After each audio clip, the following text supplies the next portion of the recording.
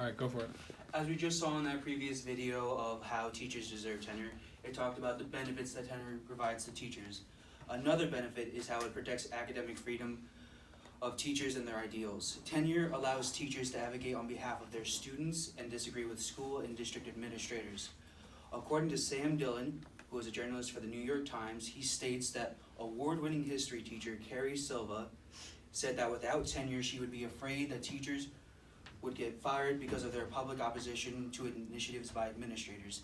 Tenure allows teachers to disagree with administrators and express their opposition without being afraid or being fired for these disagreements. And that would be a really good benefit to tenure. Now, a negative part about tenure is that tenure is given too early and too easily at the lower levels.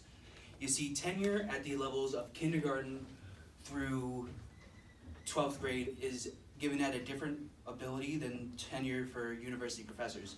University professors have to show that they've done something in their field by producing research and giving good publicity to their schools. While, as it showed in that video earlier, teachers in lower level of a high school and through kindergarten or kindergarten through high school only need to be there for at least 4 to 6 years. That is a horrible divide, because if you only need to be there for a certain amount of time, that means it is opening a hole for a system of abuse. That is one of the negative aspects of tenure. Now, this video is going to talk more about how tenure is bad for students.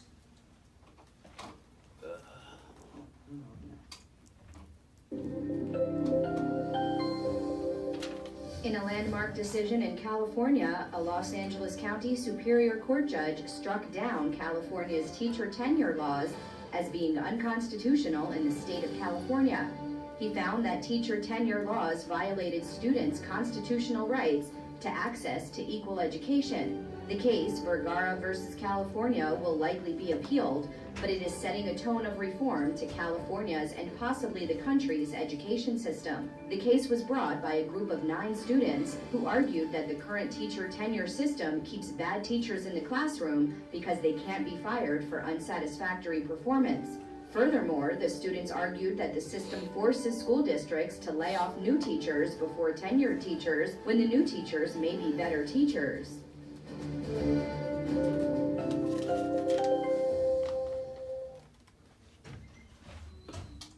Now, in summary, Nina talked about what is tenure, how tenure protects teachers, how it is alleged to cause teachers to become lazy. Dylan talked about how it protects jobs of experienced teachers. He also talked about how it is alleged to keep worse teachers with students, how it provides a safety net for newer teachers, and how it punishes teachers off with time off / vacation.